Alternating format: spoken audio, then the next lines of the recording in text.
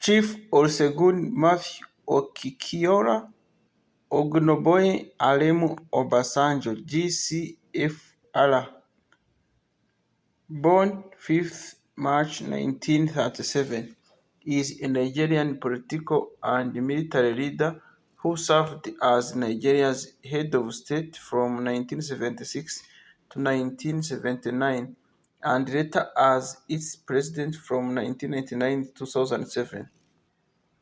Ideologically a Nigerian nationalist, he was a member of People's Democratic Party (PDP) from 1998 to 2015, and from 2018 have been a member of African Democratic Congress Party (ADC). Born in a village of Ibogun-Olaogun to a farming family of the Owo branch of the Yoruba, Obasanjo was educated largely in Abeokuta, Ogun State, joining the Nigerian Army where he specialized in engineering. He spent time assigned in the Congo, Britain, and India, rising to the rank of major. In the later part of 1960s, he played a senior role in combating Biafran separatists during the Nigerian Civil War, accepting their surrender in 1970.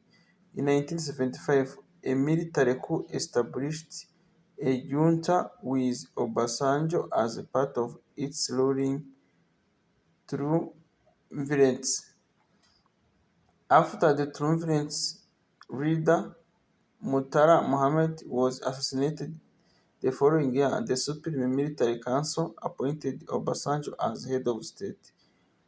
Continuing Murtala's policy, Obasanjo oversaw budgetary cutbacks and an expansion in access to free school education, increasingly aligning Nigeria with the United States. He also emphasized support for groups opposing white minority rule in Southern Africa.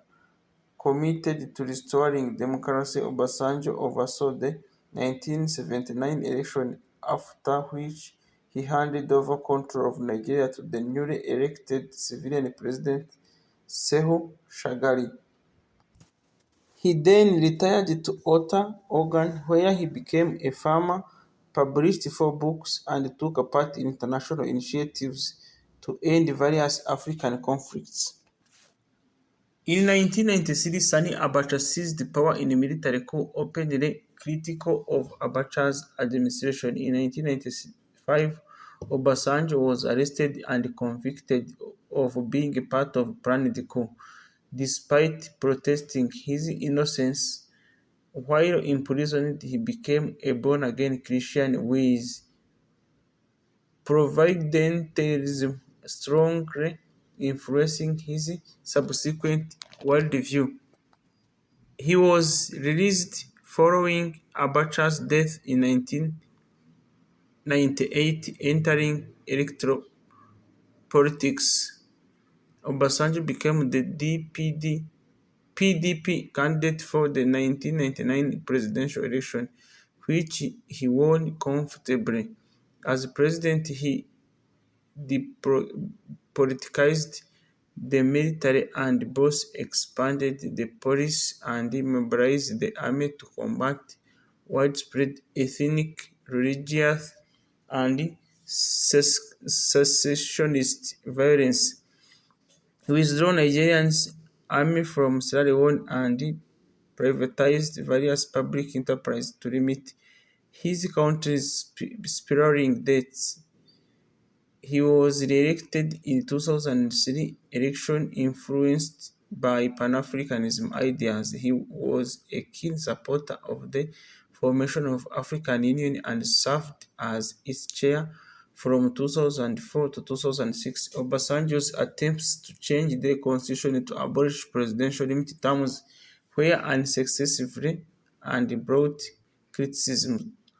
In retirement, he earned a PhD in theology from National Open University of Nigeria. Obasanjo has been described as one of the great figures of the second generation of post-colonial African leaders. He received praise both for overseeing Nigeria's transition to representative democracy in the 1970s and for his Pan-Africanism effort to encourage cooperation across the continent. Critics maintain that he was guilty of corruption, that his administrations oversaw human rights abuses, and that as president he became too interested in consolidating and maintaining his personal power. Early life from 1937 to 1958. Olusegun Obasanjo was born in Ibogun-Olaogun, a village in southwest Nigeria. His later passport gave his date of birth as 5th March 1937, although he was a later estimate, with no contemporary records surviving. His father was Amos Odigun Obasanjo Bankole and his mother was Bernice Ashabi Bankole, the first of 9 children. Only he and a sister Obasanjo survived childhood. He was born to the Owi branch of Yoruba people. The village church was part of a mission set up by the U.S. Southern Baptist Church, and Olusegun was raised Baptist. His village also contained Muslims, and his sister later converted to Islam to marry a Muslim man. Obasanjo's father was a farmer, and until he was 11 years old, the boy was involved in agricultural labor. Aged 11, he joined the village primary school, and after 3 years, in 1951, he moved to the Baptist Day School in Abeokuta's Okota. In 1952, he transferred to the Baptist Boys High School, also in the town. His school fees were partially financed by state grants. Obasanjo did well academically and at school became a keen Boy Scout. Although there is no evidence that he was then involved in any political group, it was at secondary school that Obasanjo rejected his forename of Matthew as an anti-colonial act. Meanwhile, Obasanjo's father was abandoning his wife and 2 children. Falling into poverty, Obasanjo's mother had to operate in trading to survive. To pay his school fees, Obasanjo worked on Coca-Cola and cola farms, fished, collected firewood, and sold sand to builders. During the school holidays, he also worked at school, cutting the grass and other manual jobs. In 1956, Obasanjo took his secondary school exam, having borrowed money to pay for the entry fees. That same year, he began courting Oluremi Ekiniron, the daughter of station master. They were engaged to be married by 1958. Leaving school, he moved to Ibadan, where he took a teaching job. There, he sat the entrance exam of the University College Ibadan, but although he passed it, he he could not afford the tuition fees. Obasanjo then decided to pursue a career as a civil engineer, and to access this profession, in 1958 answered as advert for officer cadet training in Nigerian Army. His early military career. Military training 1958 to 1959. In March 1958, Obasanjo enlisted in the Nigerian Army. He saw it as an opportunity to continue his education while earning a salary. He did not immediately inform his family, fearing that his parents would object. It was at this time that the Nigerian Army was being transferred to the control of the Nigerian colonial government in the preparation of the anticipated full Nigerian independence, and they were attempts afoot to get more native Nigerians into the high ranks of its military. He was then sent to the regular officers' training school at Tesh in Ghana. When stationed abroad, he sent letters and presents to his fiancée in Nigeria. In September 1958, he was selected for 6 months of additional training at Mons Officer Cadet School in Aldershot, Southern England. Obasanjo disliked it there, believing that it was a classist and racist institution, and found it difficult adjusting to the colder, wetter English weather. It enforced his negative opinion of the British Empire and its right to rule over its colonized subject. As months, he received a commission and a certificate in engineering. While Obasanjo was in England, his mother died. His father then died a year later. In 1958, Obasanjo returned to Nigeria. There, he was posted to Kaduna as an infantry subaltern with the 5th Battalion. His time in Kaduna was the first time that Obasanjo lived in a Muslim majority area. It was while he was there in October 1960 that Nigeria became an independent country. Congo Crisis 1960-1961. Shortly after, the 5th Battalion were sent to Congo as a part of a United Nations peacekeeping force. There, the battalion were stationed in Kivu province with their headquarters at Bukavu.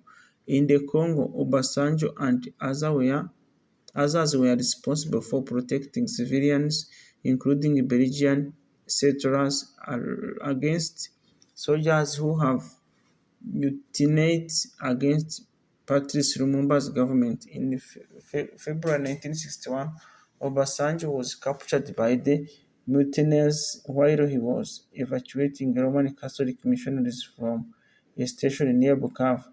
The mutineers considered executing him but were ordered to release him. In May 1961, the 5th Battalion left the Congo and returned to Nigeria. During the conflict, he had been appointed a temporary captain. He later noted that the time spent in Congo strengthened the Pan-Africanism flavor of his battalion. Returning from Congo 1961 to 1966. On his return, Obasanjo brought his first car and was hospitalized for a time while with a stomach ulcer. On his recovery, he was transferred to the Army Engineering Corps. In 1962, he was stationed at the Royal College of Military Engineering in England. There, he excelled and was described as the best Commonwealth student ever. That year, he paid for Akinilon to travel to England where she could join a training course. The couple married in June 1963 at the Campwell Green Register Office. Only informing their families after the event. That year, Obasanjo was ordered back to Nigeria, although his wife remained in England for 3 more years to finish her course. Once in Nigeria, Obasanjo took command of the Field Engineering Squadron based at Kaduna. Within the military, Obasanjo steadily progressed through the ranks, becoming a major in 1965. He used his earnings to purchase land in early 60s, obtaining property in Ibadan, Kaduna, and Lagos. In 1965, Obasanjo was sent to India. En route, he visited his wife in London. In India, he studied at Defense Services Staff College in Wellington and then the School of Engineering in Ipona. Obasanjo was appalled at the starvation that he witnessed he witnessed in India, although took an interest in the country's culture, something that encouraged him to read books on comparative religion. Nigerian Civil War. Police Civil War career 1966 to 1967. Obasanjo fled back to Nigeria in January 1966 to find the country is in the midst of a military coup led by Major Emmanuel Ifewajuna. Almost all of those involved in organizing the coup were from the Igbo people of southern Nigeria. Obasanjo was among those warning that the situation could descend into civil war. He offered to serve as an intermediary between the coup plotters and civilian government, which had transferred power to the military commander-in-chief Johnson Aguiye Ironsi. As the coup failed, Obasanjo met Ironsi in Lagos. Ironsi soon ended federalism in Nigeria through his unification decree in May 1966, something which inflamed ethnic tensions. In late July, a second coup took place in Ibadan. Troops of northern Nigeria origin rebelled and killed Ilonsi, also massacred around 200 Igbo soldiers. General Yakubu Gowon took power. While this coup was taking place, Obasanjo was in Maiduguri. Hearing of it, he quickly returned to Kaduna. There, he found that northern troops from the 3rd Battalion were rounding up, torturing and killing Igbo soldiers. The governor of northern Nigeria, Hassan Katsina, recognized that although Olusegun was not Igbo as a Southerner, he was still in danger from the mutilated troops. He protected them. Katsina sent Olusegun and his wife back to Maiduguri for 10 days, while the violence abated. After this, Obasanjo sent his wife to Lagos while returning to Kaduna himself, where he remained until January 1967. At this point, he was the most senior Yoruba officer present in the north. In January 1967, Obasanjo was posted to Lagos as chief army engineer. Tensions between the Igbo and Northern ethnic groups continued to grow, and in May, Igbo military officer C. Odewegu Ojukwu declared the independence of Igbo majority area in the southeastern, forming the Republic of Biafra. On 3rd July, Nigeria's government posted Obasanjo to Ibadan to serve as commander of the western state. Fighting between the Nigerian Army and Biafran separatists broke out on 6th July. On 9th July, Ojukwu sent a column of Biafran troops over the Niger Bridge in an attempt to seize the Midwest, a position from which it took attack Lagos. Obasanjo sought to block the roads leading to the city. Yoruba commander Victor Banjo, who was leading the Biafran attack force, tried to convince Obasanjo to let them through, but he declined. Civil War Commander 1967-1970. Obasanjo was then appointed the rear commander of Murtala Muhammed's 2nd Division, which was operating in the Middle West. Based at Ibadan, Obasanjo was responsible for ensuring that the 2nd Division was kept supplied. In the city, Obasanjo taught a course in military science at the University of Ibadan and built his contacts in Yoruba elites.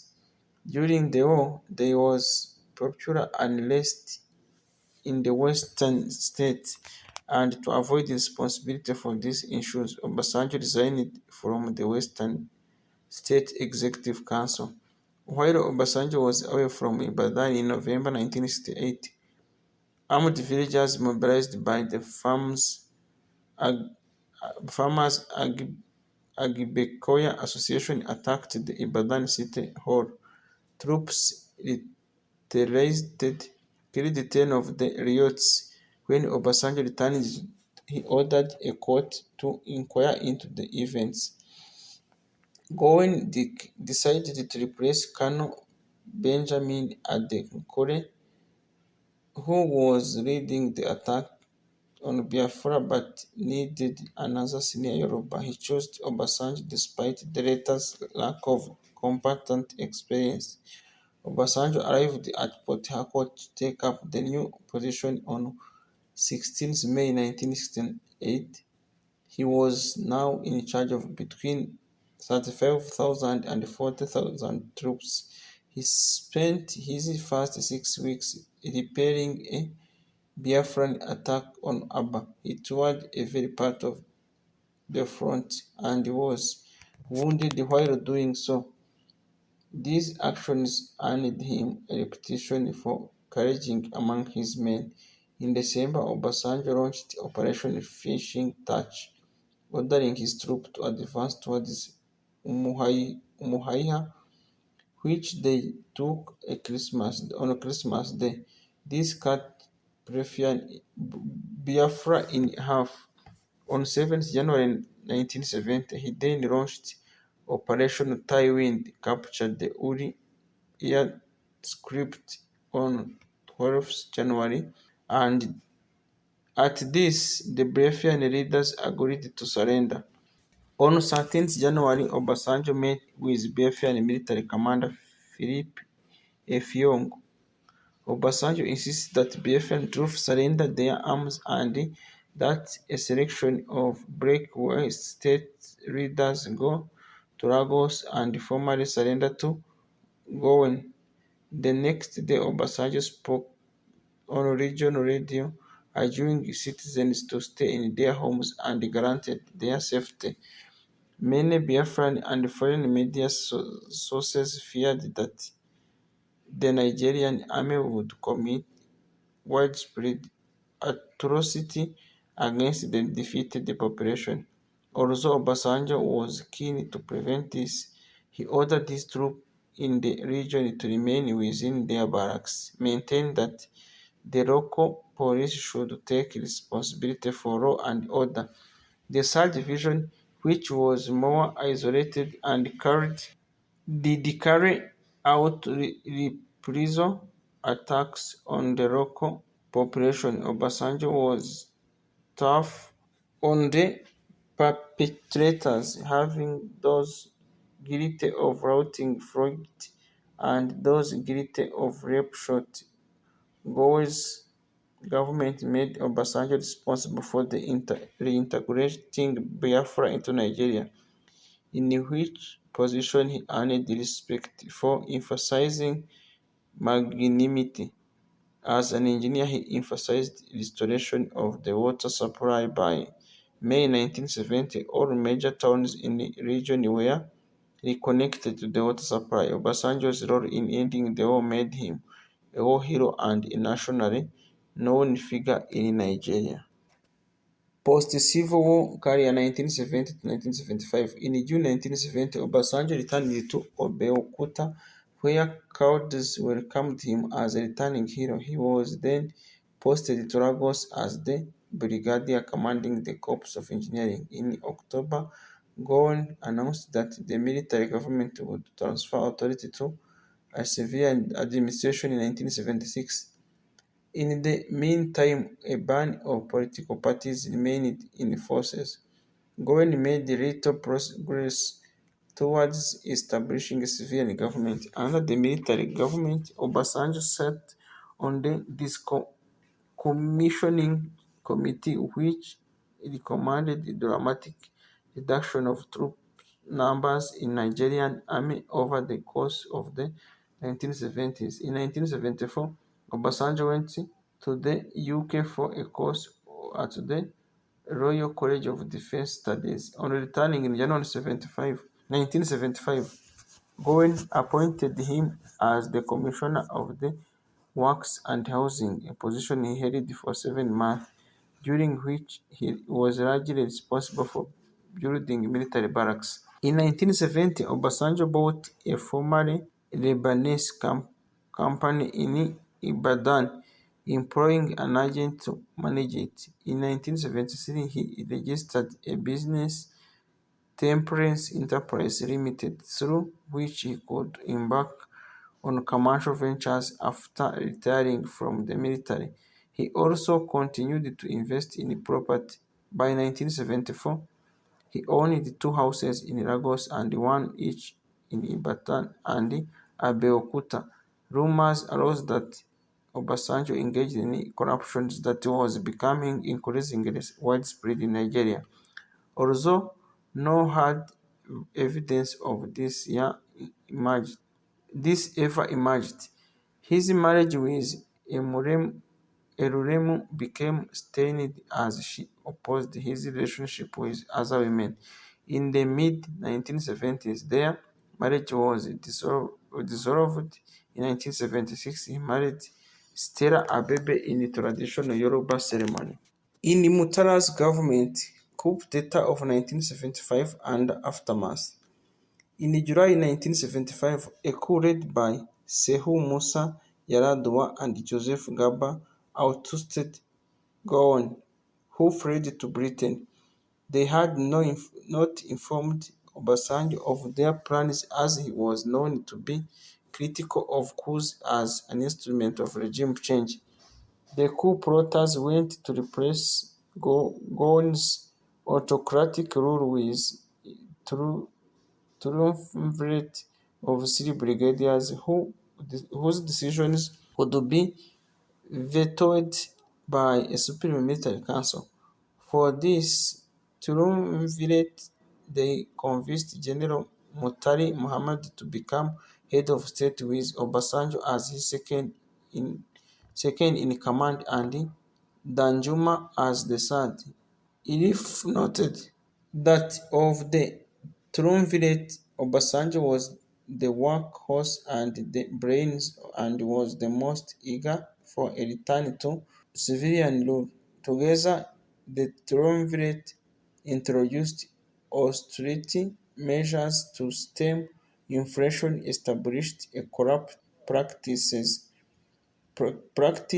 investigation bureau, replaced all military governors with a new officer who reported directly to Obasanjo as chief of staff, and launched Operation Deadwood, through which they fired 11,000 officials from the civil service.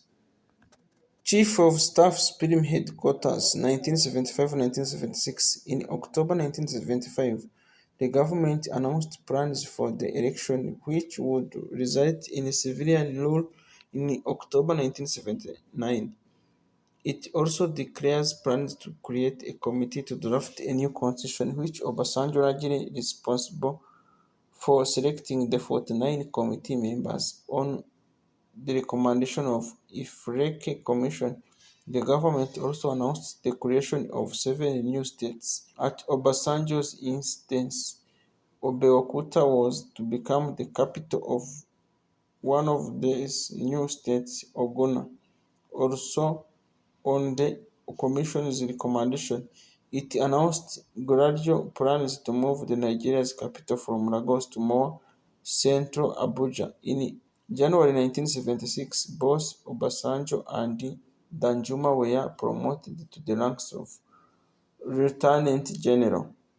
Both Murtala and Obasanjo were committed to end ongoing European colonialism and white minority rule in Southern Africa, a course reflected in their foreign policy choices.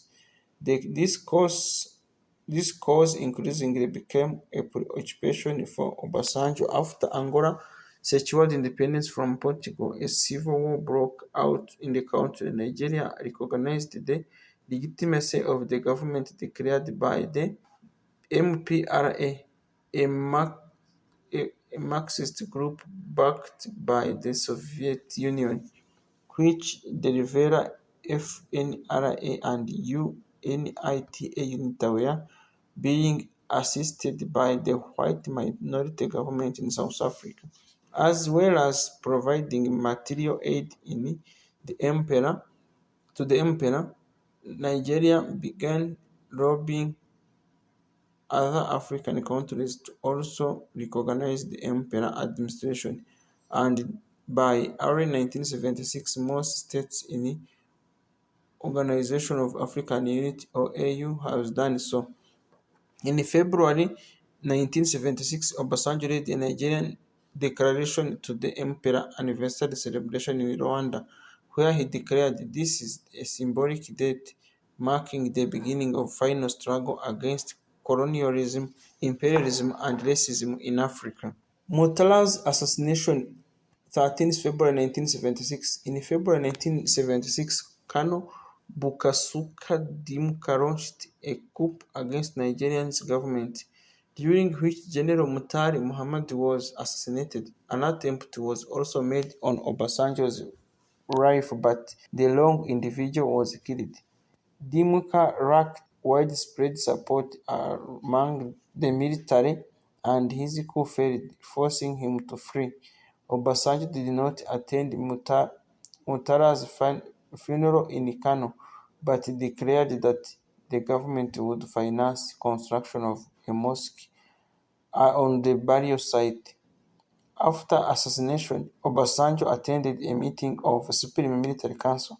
He expressed his desire to resign from government, but the council successfully adjured him to replace Mutari as head of state. He therefore became the council's chair. Concerned about further attempts on his life, Obasanjo moved into the Dodan barracks with 39 people accused of being part of Mukdama's coup were executed, generating accusation that Obasanjo's response was excessive. As head of state, Obasanjo vowed to continue Mutari's policies. Military head of state 1976-1979. Military triumvirate. Aware of danger of alienating northern areas, Obasanjo brought General Shehu Yaradua as his replacement and second in command as Chief of Staff Supreme Headquarters, completing the military triumvirate. With Obasanjo as head of state and General Theophilus Danjuma as Chief of Army Staff, the three went on re-establishing control over the military regime. Obasanjo encouraged debate and consensus among the Supreme Military Council. Many wondered why Obasanjo, as Yoruba and Christian, has appointed Yaradua, a member of North U, as his second in command rather than a fellow Yoruba Christian. Obasanjo emphasized the national concerns over those of the regions. He encouraged both children and adults to recite the new national pledge and national anthem. Interested in getting a broader range of perspectives, each Saturday he held an informal seminar on a topical issue to which people other than politicians and civil servants were invited. Among those whose advice he sought were Islamic scholars and traditional chiefs. Economic policy. By the mid-1970s, Nigeria had an overheated economy with a 34% inflation rate. To deal with Nigeria's economic problems, Obasanjo pursued austerity measures to reduce public expenditure. In his 1976 budget, Obasanjo proposed to reduce government expenditure by sixes, curtailing prestige projects while spending more on education, health, housing, and agriculture. He also set up an anti-inflation task force, and within a year of Obasanjo taking office, inflation had fallen to 30%. Obasanjo was generally advised to borrow money, but with the support of World Bank and International Monetary Fund, Nigeria took out a 1 billion USD loan from a syndicate of banks. Leftists criticized argued that doing doing so left the country subservient to Western capitalism. In the subsequent 2 years, Obasanjo's government, Nigeria borrowed a further for over 4 million USD. Nigeria was undergoing nearly 3% annual population growth during the 1970s, something which would double the country's population in just over 25 years. Obasanjo later notes that he was unaware of this at the time, with his government having no policy on population control. Nigeria's population growth contributed to the rapid urbanization and the urban housing shortage. To deal with this, Obasanjo's 1976 budget outlined plans for the construction of 200,000 new housing units by 1980, although ultimately only 28,500 were built.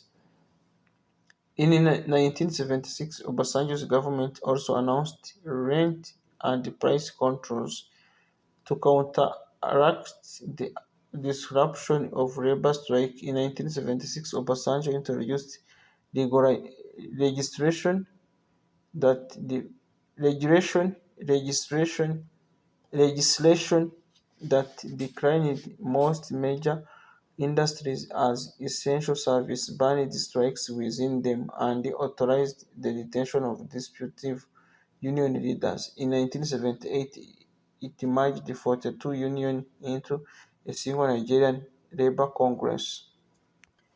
Obasanjo continued with three major irrigation schemes in North Nigeria, with that were first announced under Murtala: the Kano River Project, the Bakarori Scheme, and the Southern Chad Irrigation Project. His government also continued the agricultural development project launched in Funtua, Gusau, and Gombe.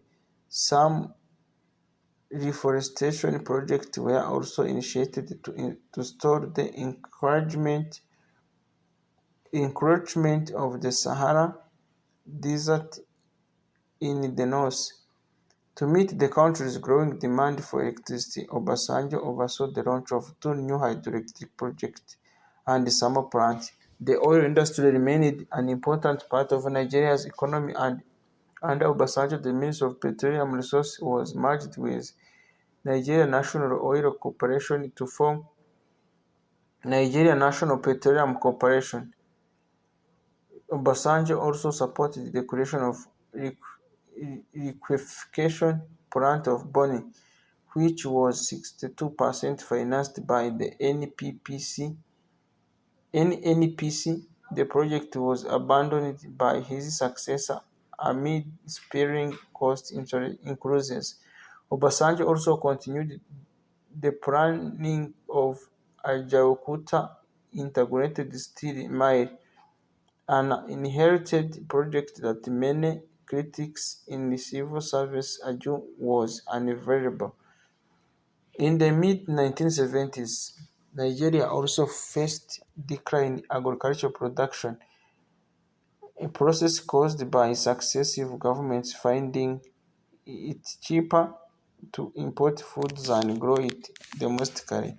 In May 1976, Obasanjo launched Operation Feed the Nation, a project to revitalize small-scale farming and which involved students being paid to farm during the holidays. The project also involved abolishing duties on livestock feed and farm implements, subsidizing the use of fertilizer and easy agricultural credit. In March 1978, Obasanjo issued the Land Use Decree, which gave the state proprietary right over all land. This was designed to stop land hoarding and land speculation, and brought praise from the Nigeria left.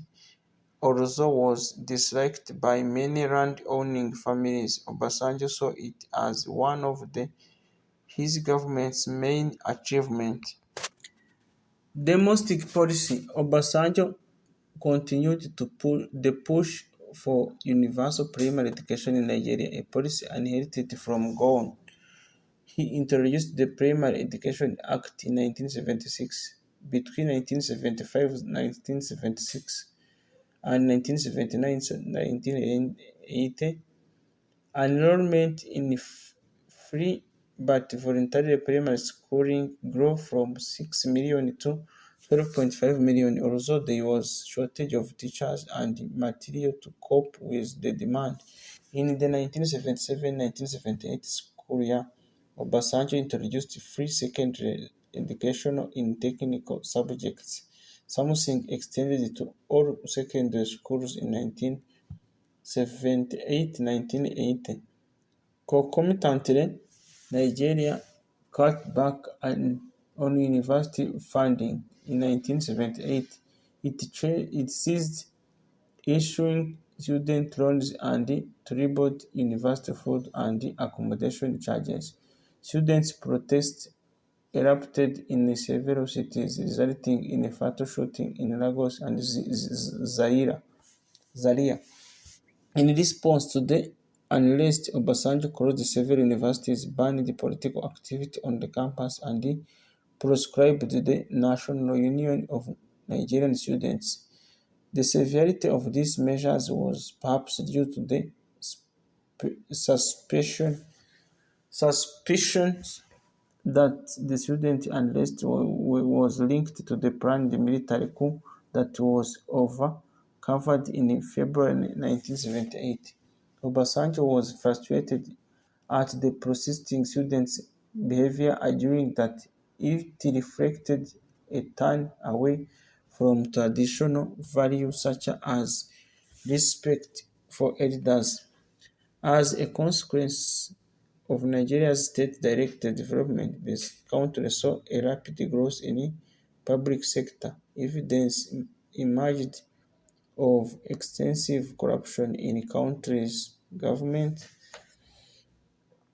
and while accusations were often made against Obasanjo himself, no hard evidence was produced to hinder the image of corruption in the government. Obasanjo's administration banned the use of Mercedes cars as government transport and instead introduced more modest Peugeot 504s. The import of champagne was also banned, pushing of pushing for cutbacks in the military. Obasanjo's government saw 12,000 soldiers demobilized over the course of 1976 to 1977. Those troops went through new rehabilitation centers to assist them in adjusting to the civilian life. Obasanjo was also accused of being responsible for political repression. In one famous incident, the compound of Nigerian music and political activist Fela Kuti Karakuta Republic was laid and burned to the ground after a member of his entourage was involved in the altercation with military personnel. Fela and his family were beaten and raped, and his aged mother, the political activist and founding mother of Maza Chief Funimilayo Ransom Kuti, was thrown from a window. This resulted in serious injuries and eventually led to her death. Fela subsequently carried a coffin to the then presidential residence at Dudan Barracks in Lagos as a protest against the government's political repression. Foreign policy: Obasanjo was eager to establish Nigeria as prominent leader in Africa, and under his tenure, its influence in the continent increased. He revived Gowen's plan to hold the second World Black and African Festival of Arts and Culture in Nigeria. It took place in Lagos in February 1977, although domestic critics argued that it was too expensive. Obasanjo gave raw priorities to the Economic Community of West African States (ECOWAS) and angered many of its francophone members after insisting that as the largest financial contributor to the organization, Nigeria should host the organization headquarters in Lagos. Relations with nearby Ghana also declined. In 1979, Nigeria cut off oil supplies to the country to protest the excision of political opponents by Jerry Rawlings' new military junta. Under Obasanjo, Nigeria loosened its long-standing ties with the United Kingdom and aligned more closely with the United States. Obasanjo was favorable to the U.S. government of Jimmy Carter, who was elected in 1976 because of Carter's commitment to ensure majority rule across Southern Africa. Carter's ambassador to Nigeria, Andrew Young, formed a close personal friendship with Obasanjo while Carter visited Nigeria in 1978. However, the decision to shift allegiances was made for pragmatic rather than ideological reasons. The discovery of oil in North Sea meant that the UK had become a competitor rather than a customer of Nigeria oil. Obasanjo's government was also angry that the UK refused to extradite Gowon and suspected that the British government might have been involved in the coup against Murtala.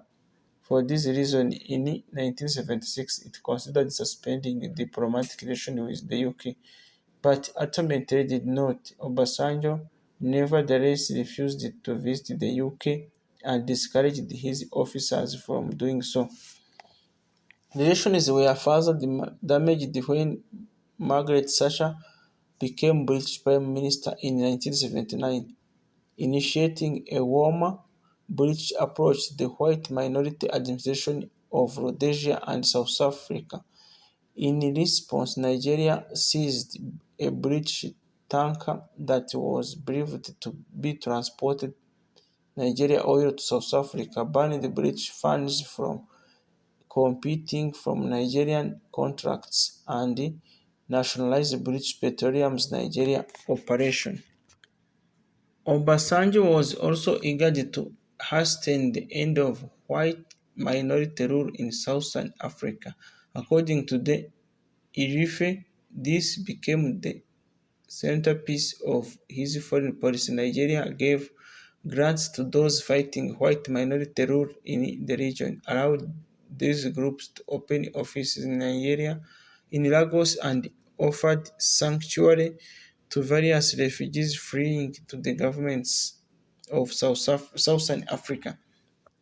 Taking a hard line against the apartheid regime in South Africa, Obasanjo announced that Nigeria would not take part in the 1976 Summer Olympics because New Zealand, which was competing, had supporting ties with South Africa, a country that was banned from competing due to the apartheid.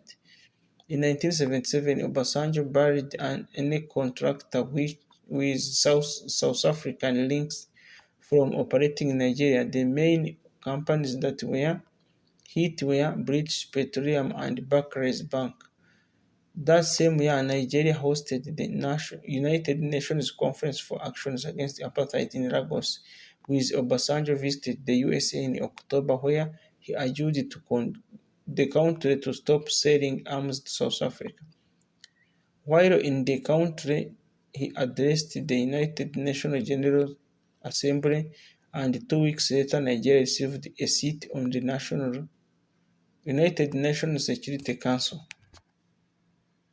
Opposition to white minority rule in Rhodesia had sparked the Rhodesia's Bush War, and Obasanjo's government maintained the armed struggle was the only option for overthrowing Rhodesia's government. He encouraged unity among the various anti-government factions there, urging Robert Mugabe, the head of ZANU, to attempt the leadership of his rival Joshua Nkomo of ZAPU.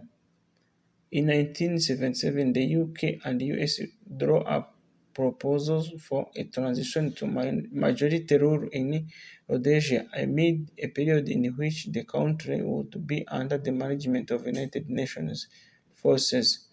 Obasanjo backed the plan and visited Tanzania, Zambia, Mozambique, and the Democratic Republic of Congo to urge their governments to do the same.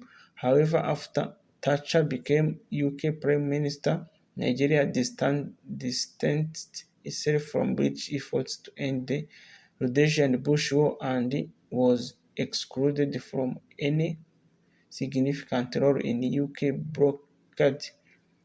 blockade process that led to multiracial democratic election in the Rhodesia.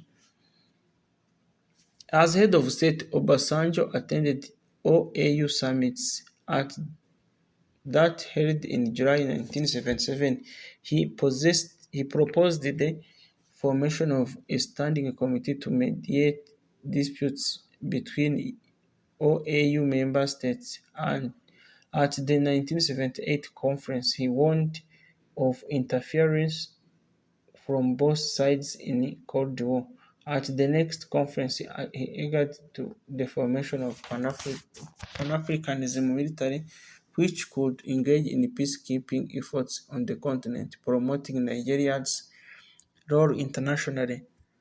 Obasanjo involved himself in various mediation efforts across Africa. In 1977, he persuaded Benin and Togo to end their border disputes and open their frontier. He also attempted to mediate a quarrel among several East African states and further prevent collapse of the East African community, but failed in this attempt. As the chair of OAU mediation committee, he tried to mediate the Ogaden dispute between Ethiopia and Somalia, but was again unsuccessful.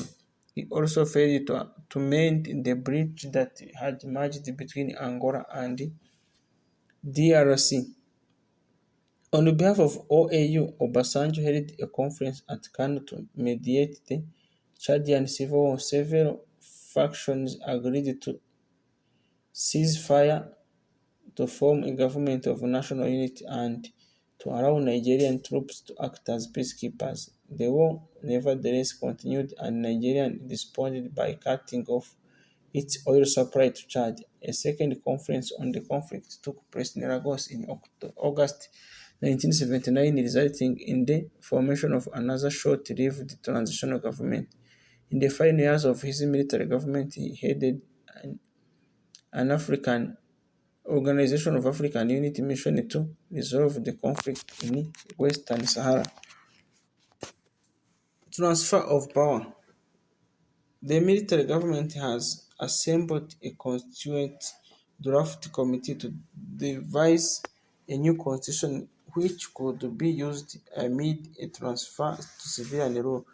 The committee argued that Nigeria should change its governance system, which was based on the British parliamentary system, to one based on the US presidential system, whereby a single elected president would be both head of state and head of the government. To avoid this, president became a dictator, as had happened elsewhere in Africa. It argued for various checks on the power, including federal structure, whereby independent elected institutions should exist at the federal, state, and local level. The draft constitution was published on October 1976 and debated in public by the following year. A constituent assembly met to discuss the draft in October 1977. The assembly deadlocked over what role to give Sharia law in the constitution. Obasanjo called the assembly together and warned them of the social impact of this decision, urging them to take a more conciliatory attitude. In September 1978, the Supreme Military Council announced a new constitution. It had made several amendments to the versions put forward by the Constituent Assembly. Along with the new constitution, Obasanjo lifted the ban on political parties. A variety of groups then formed to compete in the ensuing election, most notably the Unity Party of Yoruba, the Nigerian People's Party, and the National Party of Nigeria. Obasanjo was angered that many of other politicians were making promises that they could not keep. The elections took place over the course of July and August 1979. Turnout was low, and between 30 and 40% of legal registered voters, and then was rigging on various sides. Although it was peaceful, there was debate on who won the presidential vote, and Obasanjo refused to adjudicate, adjudicate, insisting that the Electoral Commission took on that role. They declared that Shehu Shagari was the winner, something that the runner-up, Obafemi Awolowo, unsuccessfully challenged at the Supreme Court. Shagari took office in October 1979, and his inauguration ceremony, Obasanjo presented Shagari with a copy of new constitution. This marked the start of Nigeria's Second Republic. Obasanjo's role in returning Nigeria to civilian rule would form the basis of the good reputation he retained for the next 2 decades. However, various domestic and foreign individuals, including Zambian President Kenneth Kaunda and Togo President Nyesimbe Iyadema, urged him to remain in power. His refusal to back Owolowo, a fellow Yoruba, earned him the enmity of much of the Yoruba elite. Owolowo accused Obasanjo for orchestrating Shagari's victory, something Obasanjo strenuously denied. Pre-Presidents 1979 to 1999. Before he left office in April 1979, Obasanjo promoted himself to the role of the general. As a four-star general, he continued to receive a salary from the state. Having left office in October, he returned to Abeokuta. Following a 6-week course at Agriculture Training College, Obasanjo then set himself up as a farmer. Hoping to set an example in encouraging agricultural self-reliance, he obtained at least 230 hectares of land in Ota, on which he established his farm, there moving into a brick farmhouse. There was local hostility to his obtaining so much land, and much litigation by both against him because of it. His agricultural activities were organized through his Tem- Temperance Enterprise Limited, later renamed Obasanjo's Farms Limited.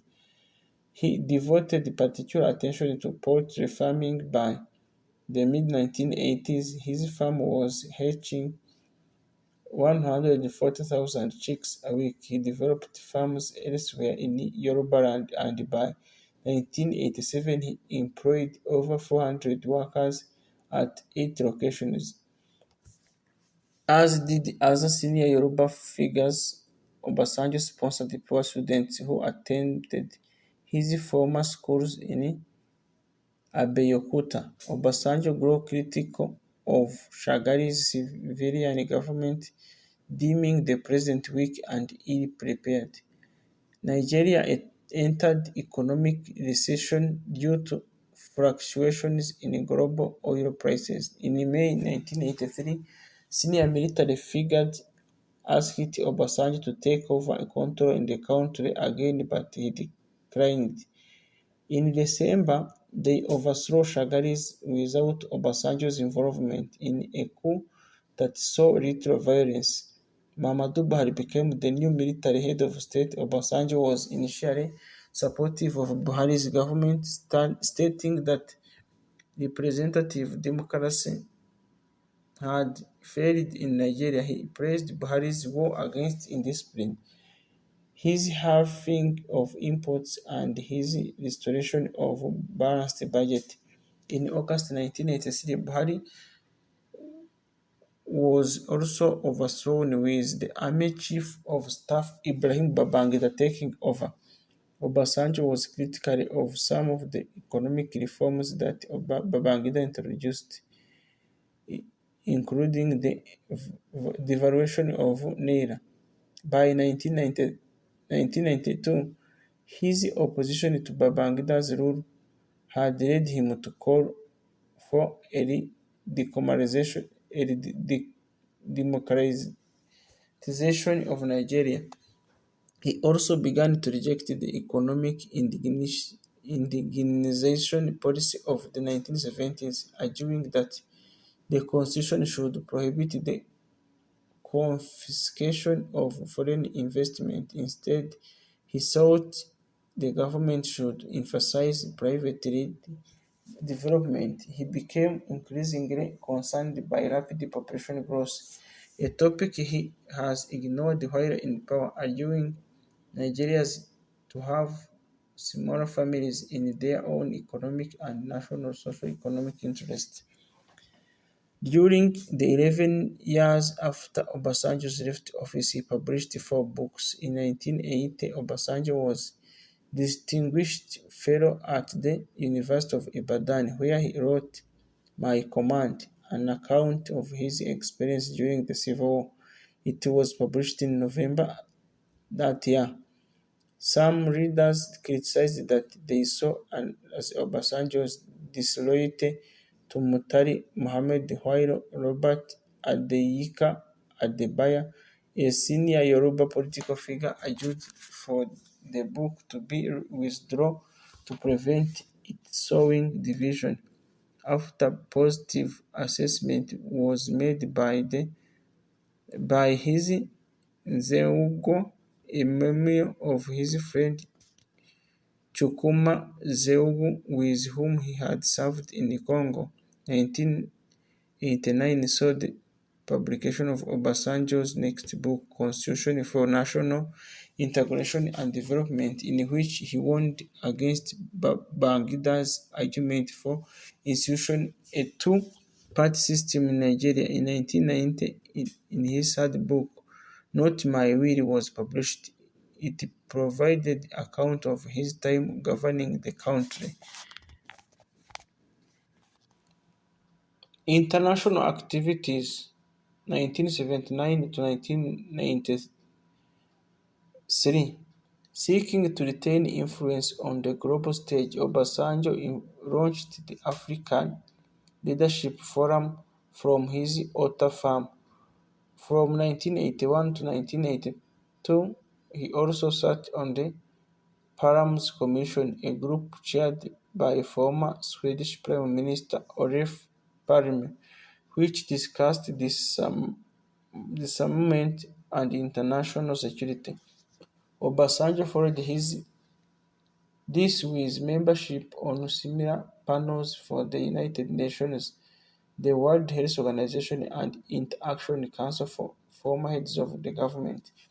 When Xavier Perez, the UN Secretary General, fell ill, Obasanjo was considered as the potential successor. After Perez announced his resignation, Obasanjo began campaigning to replace him. At a vote of UN Security Council, he became third, with Egypt's Boutros Ghali taking on the role.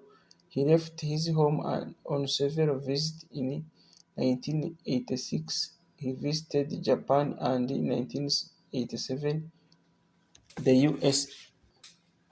Amid a dispute in the Commonwealth of Nations over the UK's more lenient view of South Africa, it was agreed that the Enmity Persons Group (EPG) would be formed to initiate dialogue with the South African government in the hope of encouraging it towards dismantling apartheid at the recommendation of Nigeria's Deputy Secretary General of the Commonwealth, Emeka Enyauko. Obasanjo was nominated to co-chair the group alongside former Australian Prime Minister Malcolm Fraser. Obasanjo reluctantly agreed. In February 1986, he and Fraser traveled to Cape Town, where they asked to meet the imprisoned anti-apartheid activist Nelson Mandela, a prominent member of a banned African National Congress (ANC). Obasanjo alone was permitted to meet with Mandela. He later commented that he was greatly impressed by him. Obasanjo then met with senior ANC figures in exile in Lusaka. In March 1986, the entire of EPG visited South Africa during a period of growing domestic unrest and violence. They then met with senior government figures including Prime Minister P.W. Botha, whom Obasanjo later described as the most intolerant man he had ever met. The EPG's report stated that while a majority of South Africans desired a non-violent negotiated settlement between the government and anti-apartheid groups, the former was unwilling to contemplate this and had made no significant progress towards ending apartheid. The EPG thus proposed that further international pressure was necessary. A Commonwealth committee accepted the report's findings, with the UK dissenting. This left Obasanjo further frustrated with Thatcher. The Commonwealth then commissioned him to head a committee to determine what the frontline states needed to defend themselves from African incursions. After Botha was replaced by F.W. de Klerk, the latter freed Mandela from prison. One of Mandela's first foreign trips was to Nigeria, where he visited Obasanjo at his home. 2 months later, Obasanjo led a Nigerian delegation to South Africa for talks with prominent political figures. In September 1991, he visited again, where he urged the Zulu leader Mengistu Buthelezi to engage in negotiations with other factions to help end apartheid and hold a free represented election. Obasanjo also worked on developments elsewhere in Africa. He visited Angola twice during 1988, contributing to efforts to end the civil war there. He also visited Sudan 3 times between 1987 and 1989 and successfully encouraged the negotiations to end the Second Sudanese Civil War. He then served as observer at the 1994 Mozambican general election. In 1994 and 1995, he visited Burundi, where he worked to calm tensions between Hutu and Tutsi ethnic groups. He had began calling for closer integration across Africa, proposing this could be achieved through the formation of 6 region confederations. In June 1987, he had sketched out plans for an African Leadership Forum, which would help to provide skills and trainings for politicians from across the continent. It began holding meetings known as Four Farms House Dialogues from Obasanjo's home about 6 times a year. It also held quarterly international meetings and issued a quarterly magazine, African Forum, between 1991 and 1993. Opposing Sani Abacha 1992 to 1995, Obasanjo's voice concerned that despite his Procession claimed to support a return to democracy. Babangida had no intention of stepping down as a military head of state after the presidential primaries were cancelled in 1992. Obasanjo and Anthony Anahoro launched the Association for Democracy and Good Governance Nigeria. The group the group's inaugural meeting brought together 31st Democratic political figure at Utah in May 1993. An election followed in June 1993, which saw low turnout. Moshad Abiola of the Social Democratic Party (SDP) claimed victory, but this was challenged in court. Babangida then annulled the election result, promising a second election soon after. The SDP opposed any second election as they argued that their candidate already won the first. Babangida then agreed to step down in favor of interim civilian government led by Ernest Shonekan, which took power in August 1993 and set out plans for new elections in February 1994. Meanwhile, Sani Abacha consolidated his control of the military and in November 1993 pressured Sonehekan in resigning, allowing him to take power. Obasanjo had telephoned Abacha prior to the coup, urging him not to take this course of action. After Abacha had seized the power, he asked Obasanjo to meet with him. The latter did, but refused to support Abacha's government until it announced a date of its own departure. Abacha then abolished the existing political parties and the democratic institutions and called for politicians from various backgrounds to join his Federal Executive Council. Obasanjo refused to nominate anyone for this council. Obasanjo began warning that Nigeria was headed towards another civil war along ethnic division, and in May 1994, he and Yaradua launched the National Unity Promoter, a group dedicated to preventing this outcome. In June, Abiola unilaterally declared himself Nigeria's president and was arrested for treason. Although Obasanjo refused to endorse Abiola's claim, he did advise Abacha not to arrest him. He then led a group of traditional leaders at a meeting in which they attempted to initiate a dialogue between Abacha and Abiola.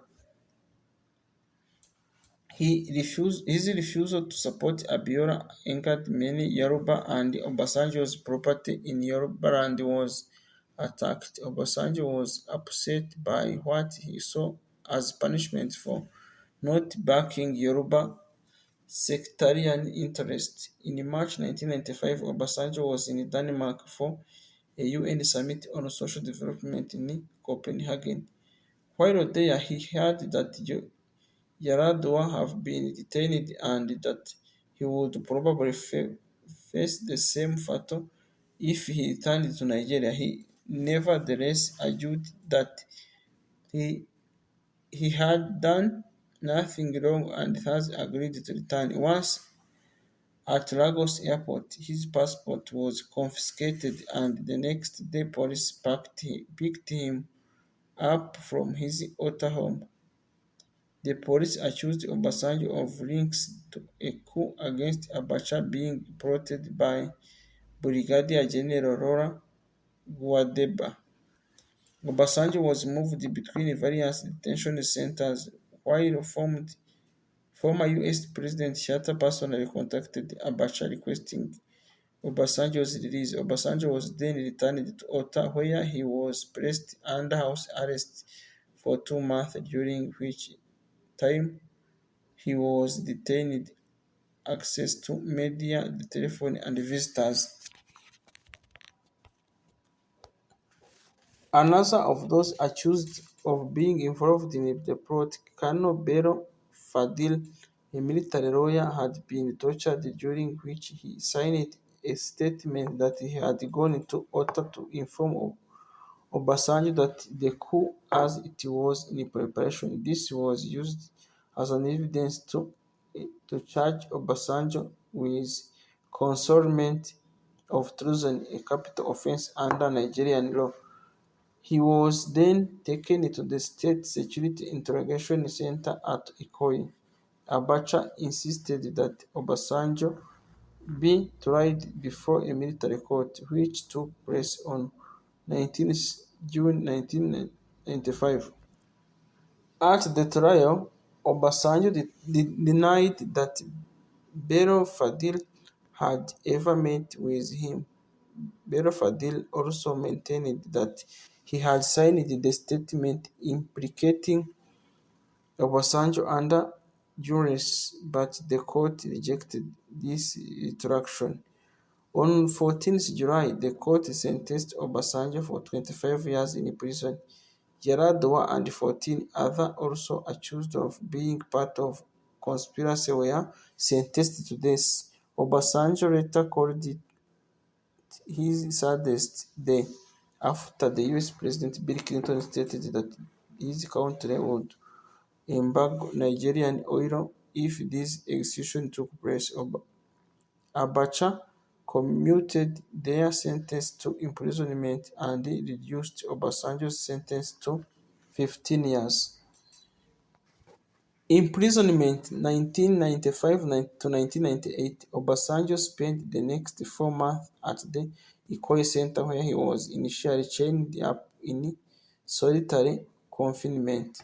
He was then transferred to Lagos main prison Kirikiri, where he spent time in prison hospital for his hypertension and diabetes.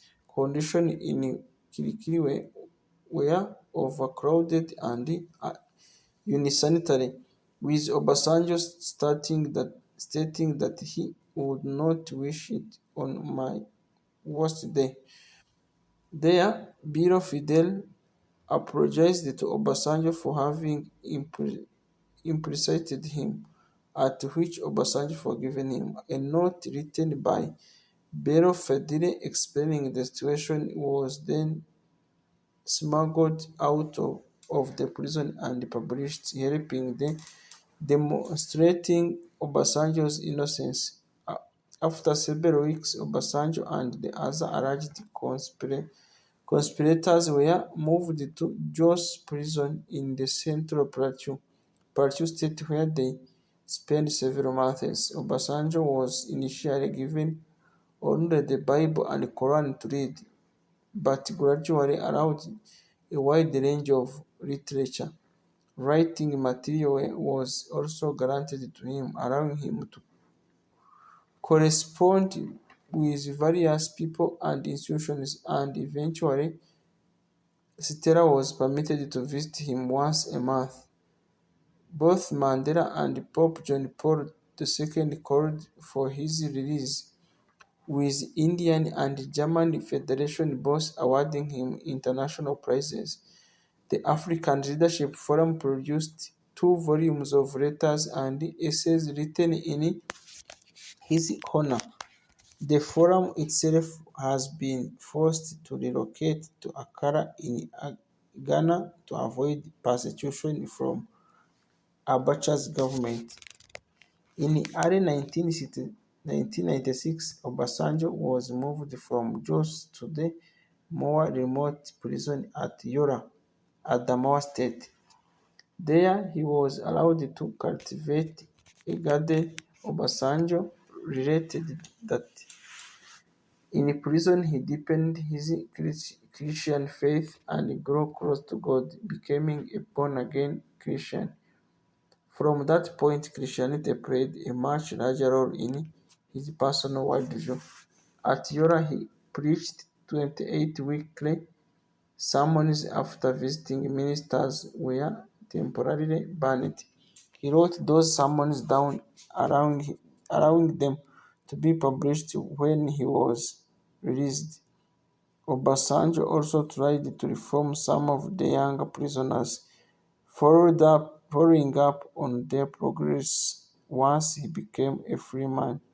Obasanjo feared that he would be poisoned, particularly amid public speculation that Yar'Adua's death had been caused by deliberately poisoning. Abacha's died suddenly in June 1988, after which the military commanders appointed Lieutenant General Salim Abubakar as his successor. A week later, Abubakar ordered Obasanjo's release, sending a plane to return him to Ota, eager to return Nigeria to civilian rule. Abubakar dissolved the country's existing parties and institutions and announced a plan that would lead to a civilian president being installed in May 1999. Campaigning for presidency 1998-1999. Now a free man, Obasanjo traveled to South Africa, the United Kingdom, and United States, where he underwent medical treatment. Now political parties were forming across Nigeria, one of the largest of which was the People's Democratic Party (PDP), an umbrella group that sought to be sufficiently broad that if in power it would deter future coups. Prominent PDP members proposed Obasanjo as an ideal presidential candidate. They left that he could command international respect and that as a military figure he could hold the country together against future coups and secessionist movement. They also argued that Nigeria needed a southern president to balance out its previous northern leadership and that Obasanjo had proved himself as a southerner who had no partisan prejudice against the northern. Friends and family urged him not to return, saying that he would damage his good reputation or be killed. Obasanjo appeared reluctant, but on 28 October he joined the PDP and a week later announced that he was putting himself forward to be the party's presidential nominee. In his campaign, he emphasized his desire to restore what he deemed the legacy of good governance when he left office in 1979. At the fundraising dinner, he gained 358 million naira, of which 120 million naira had been donated by industrialists and quote-unquote. Most of these donations came from military men and the new business class. He toured the country giving speeches and seeking audience with influential persons. Quoting state governors was a significant element of his approach. His campaign overshadowed that of his main rival, Alex Ekweme, who was widely mistrusted by Northerners and the military. The PDP was gaining ground in Nigeria, proving the most successful party in the local government election of December 1998, the state election in January 1999, and the Senate and the House of Representatives election in February 1999. On 14 February 1999, a PDP convention was called to select its presidential candidate. Obasanjo received 1,658 votes to 521 for Ekweme and 260 for the other five candidates seeking a northern as PDP's vice president candidate. Obasanjo selected Atiku Abubakar. The presidential election took place on 27 February. Obasanjo's sole opponent was the APP's Farau. About a quarter of those eligible to vote did so, and There was some rigging, although no violence. The official tally given Obasanjo 63% of the votes. He was the loser in all six states of his native Yoruba land. Presidency 1999 to 2007, first term. After having it exhausted, Obasanjo moved into the presidential complex at Aso Rock in May. On 29th May, he took the presidential oath in Abuja's Eagle Square. While appointing his new government, he selected an even number of ministers from north and south of Nigeria, although the fact that the majority were Christian upset some Muslim northerners. Critics generally characterized Obasanjo's cabinet as being too old and conservative, as well as lacking in experience, especially when dealing with economic matters. During his first administration, the levels of freedom expressed by Nigerians increased. Freedom of press allowed for considerable criticism of the president. In the initial months of his presidency, Obasanjo retired around 200 military officers, including all 93 whom held political positions, thus making a coup by experienced officer less likely. He also moved the defense ministry from Lagos to Abuja, ensuring it was brought under more direct government control. The second term, Obasanjo was elected in tumultuous 2003 election that had violent ethnic and religious overtones. His main opponent, former military rule General Muhammadu Buhari, was Muslim and drew his support mainly from the north, captured 61.8% of the votes. Obasanjo defeated Buhari by more than 11 million votes. In November 2003, Obasanjo was criticized for his decision to grant asylum to the depose rebellion President Charles Taylor. On 12th June 2006, he resigned to Green Tea Agreement with Cameroonian President Paul Biya, which formally put an end to the Bakassi Peninsula border dispute. Even though the Nigerian Senate passed a resolution declaring that the withdrawal of Nigerian troops from Bakassi Peninsula was illegal, Obasanjo gave the order for it to continue as planned. In his second term, Obasanjo continued to ensure the expansion of country's police force, which rose to 325,000 in 2007. Ongoing rural violence between Muslim and Christian in Plateau State led Obasanjo to declare a state of emergency there in May 2004, suspending the state government and installed 6 months of military rule. On 22nd August 2005, the then governor of Abia State, Oji Ozukaru, submitted a petition alleged corrupt practice against Obasanjo to the EFCC. The third term agenda. Obasanjo was embroiled in controversy regarding his third term agenda, a plan to modify the constitution so he could serve a third term, 4-year term as president. This led to a political media uproar in Nigeria, and the bill was not ratified by the National Assembly. Consequently, Obasanjo stepped down after the April 2007 general election. In an exclusive interview granted to Channels Television, Obasanjo denied involvement in what has been defined as third term agenda. He said that it was National Assembly Nigeria that included tenure elongation amongst the other clauses of the Constitution of Nigeria that were to be amended. I never toyed with the idea of the third term, Obasanjo said.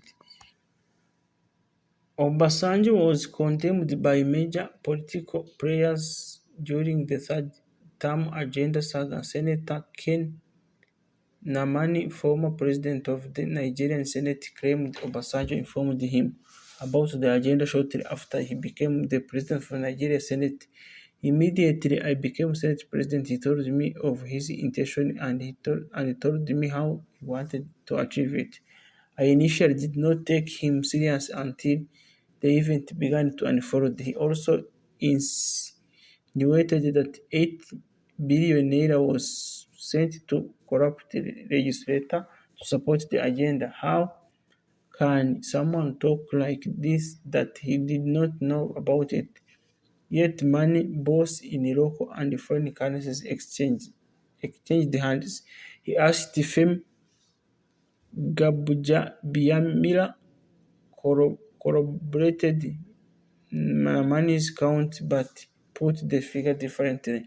The money totaled over 10 billion naira. How could 10 billion naira be taken out of the national treasury for the project when you are in the sitting president? Yet that the project was not your idea. Where did the money came from?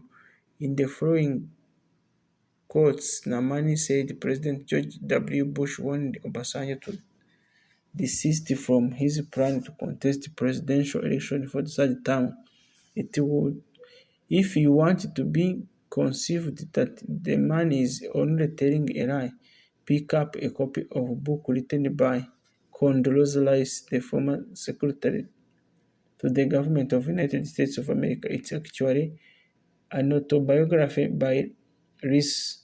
On page 228 or page 238, she discussed Obasanjo's meeting with Bush, how he told the former American president that he wanted to see how he could amend the constitution so that he could go for a third term.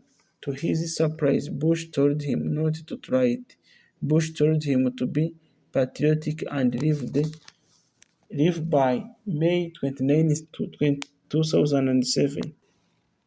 Economic, social, and foreign policies. Economic policy. With the oil revenue, Obasanjo created the Nigeria Delta Development Commission and implemented the Universal Basic Education Program to enhance the literacy level of Nigeria.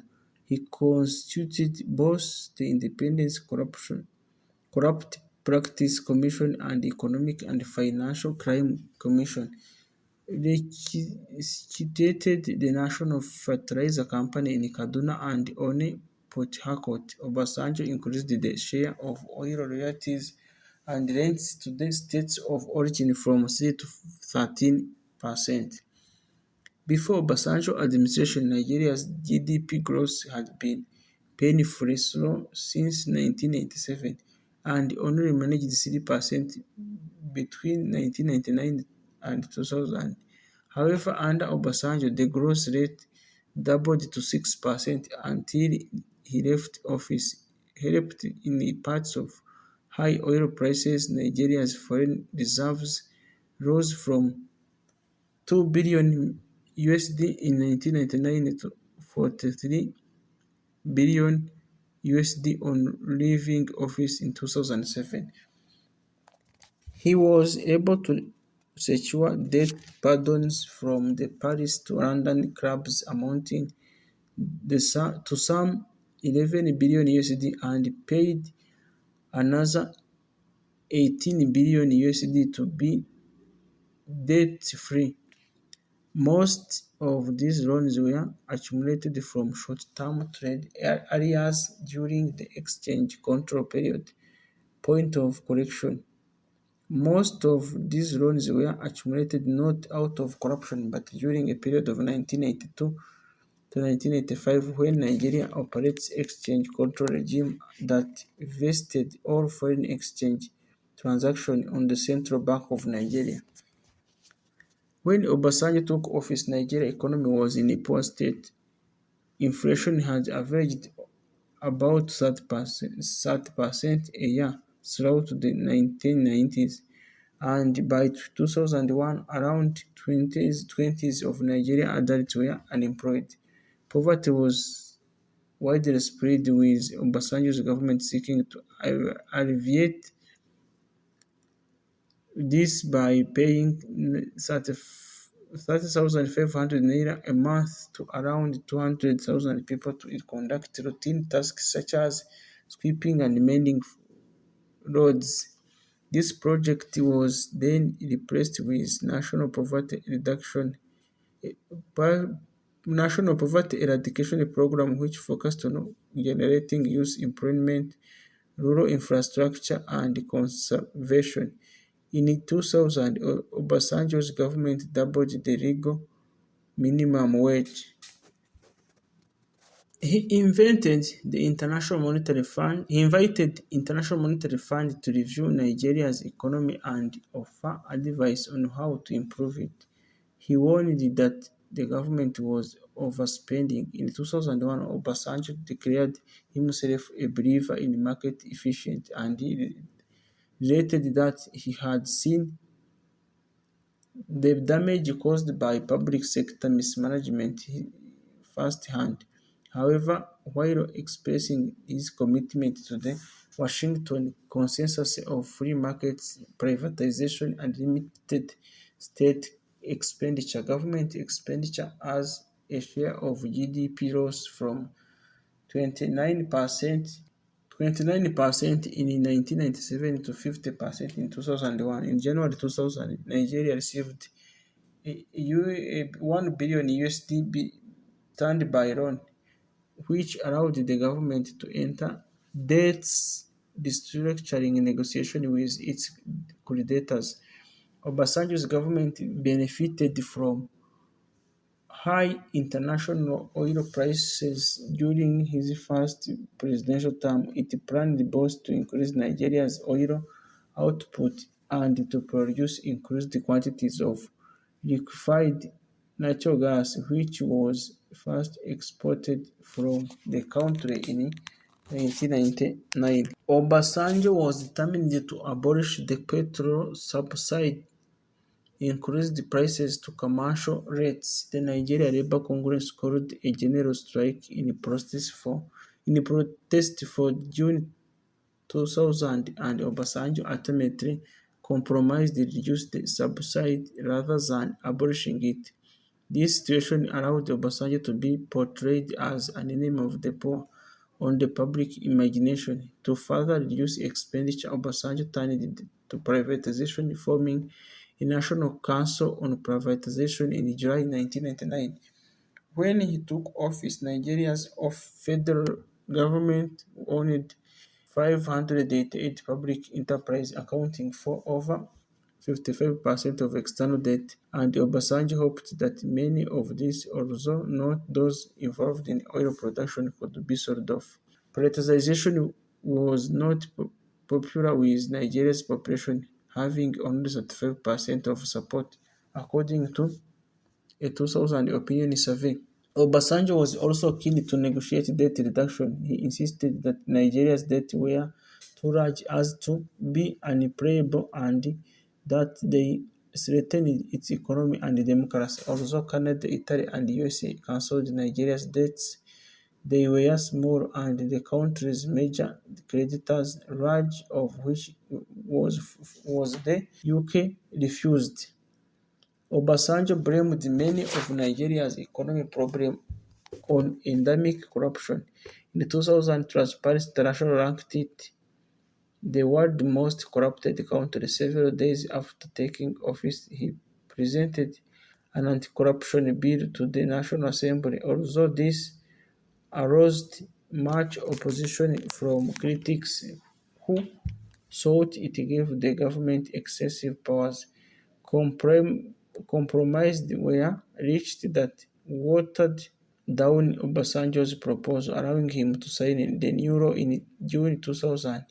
There is no evidence that corruption declined in Nigeria in Obasanjo's first term, and his government did nothing to check Nigeria's endemic low-level corruption, which was widespread at the state and local government levels.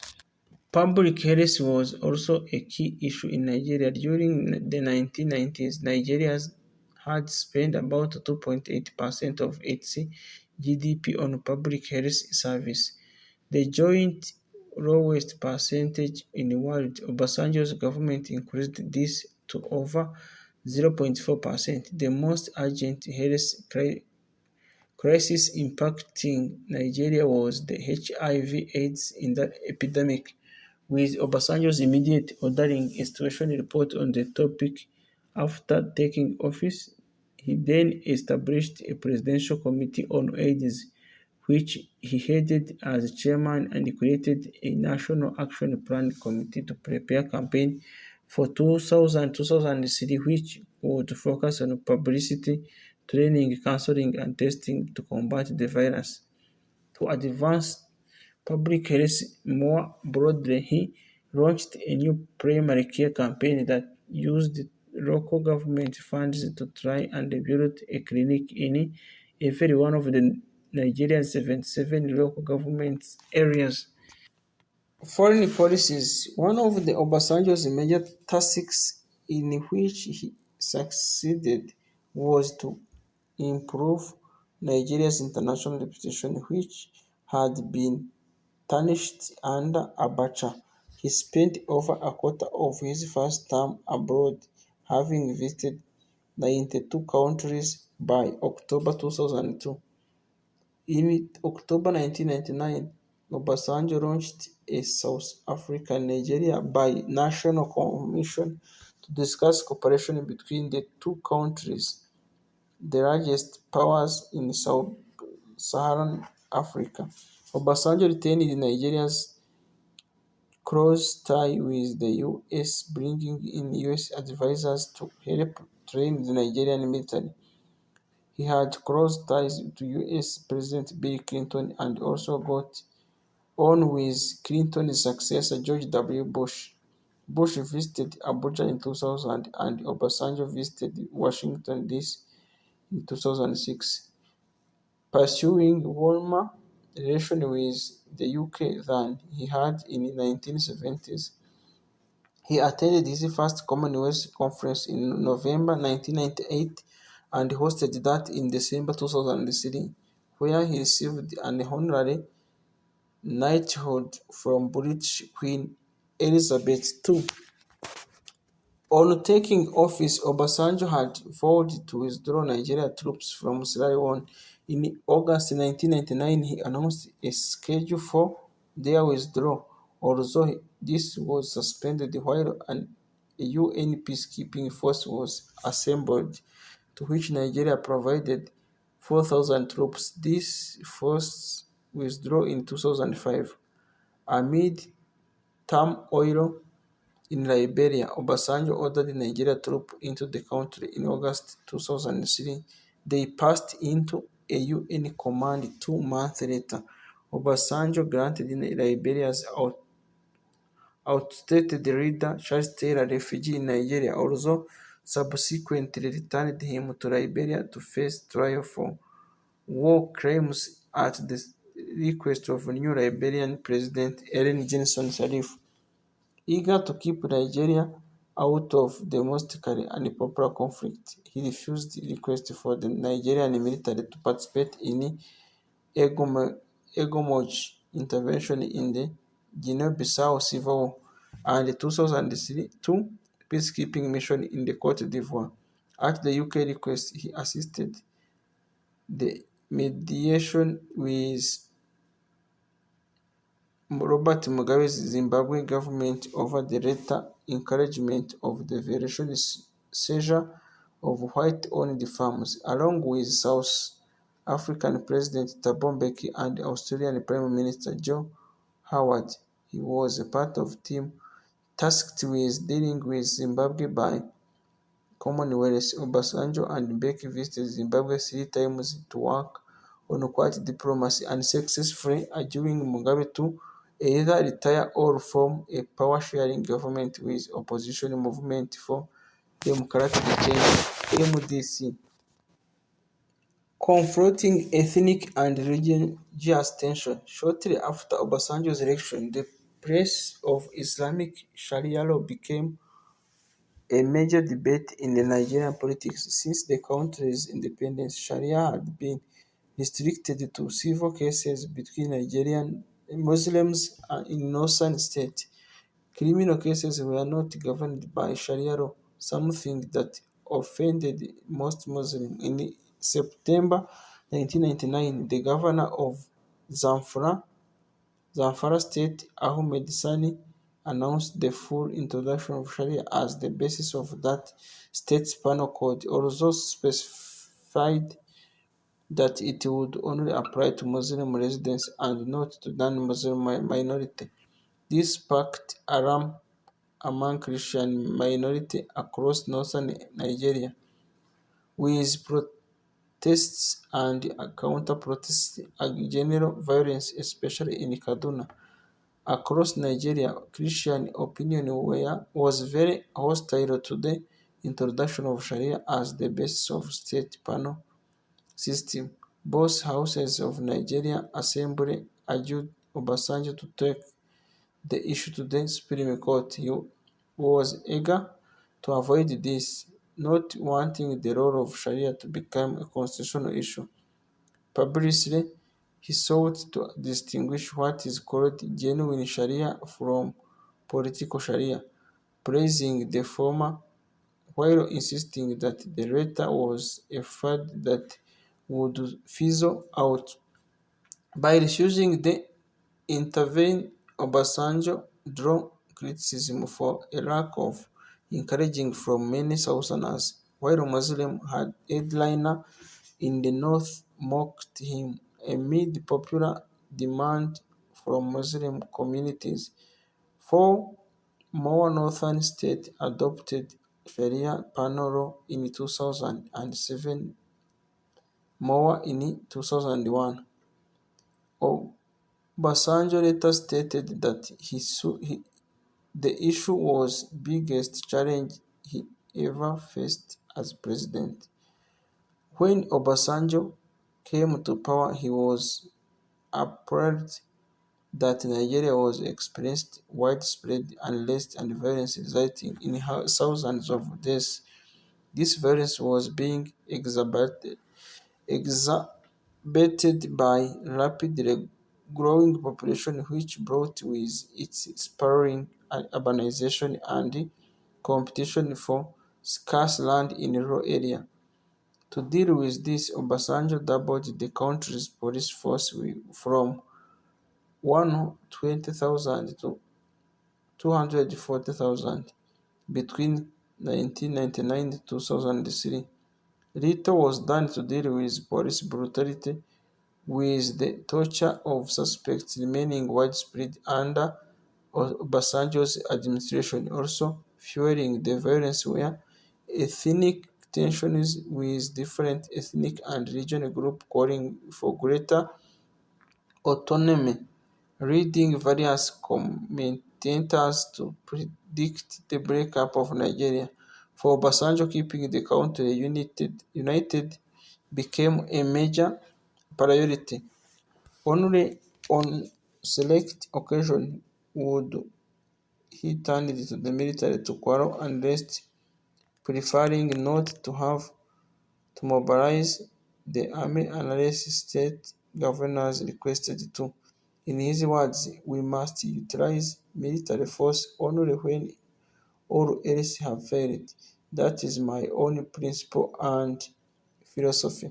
He saw greater values in forgiveness, amnesty, and reconciliation to achieve harmony than in retributive criminal justice of perpetrators. perpetrators. Under Obasanjo's presidency, the level of violence and disorder in Nigeria declined. A major hub of secessionist sentiment was in the Niger Delta region, where indigenous groups wanted to retain a far greater proportion of the proceeds from the area's lucrative oil reserves. In July 1999, Obasanjo sent the National Assembly a bill to create a Niger Delta Development Commission to formulate and implement a plan to deal with the region, something he hoped would quell violence there.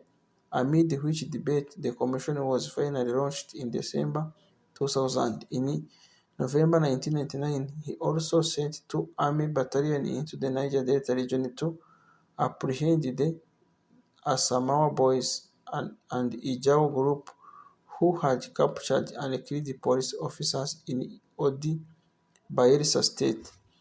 The military destroyed most of the town. The government claimed that 43 had been killed, but a local NGO put the number of civilian deaths at 2,483. Obasanjo described the destruction as avoidable and regrettable and visited Odi in March 2001. He refused to condemn the army, apologize for the destruction, pay compensation, and rebuild the town. Although the Niger Delta Development Commission did the latter. Did the latter. In 2000, Obasanjo banned the Adowara People's Congress (OPDC), a Yoruba nationalist group involved in the violence against other ethnicities, and ordered the arrest of its leaders. In September 2001, violence between indigenous Christian and northern Muslim traders in Plateau State resulted in around 500 deaths before the army moved in and regained the control. Obasanjo then visited and urged reconciliation. In October 2001, Muslim demonstrators in Kano killed around 200 Igbo in response to Nigeria's support for the US bombing of Afghanistan. Obasanjo then visited to urge reconciliation but was booed by residents.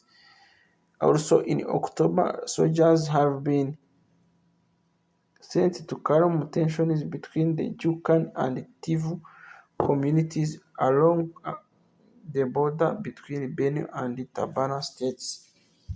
A Tevi military then captured and killed them in Zaki Biam.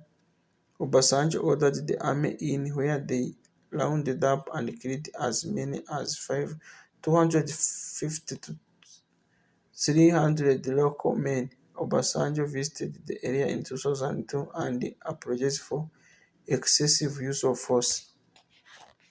In January 2002, Obasanjo ordered the mobile police to break up the Bakos Boys, a vigilant group active primarily in Abia and Anambra states, which was responsible for the estimated 2,000 killings. He had he had stated doing so before due to the popular support that the group had accrued through fighting criminal gangs, but felt able to move against them after their popularity waned.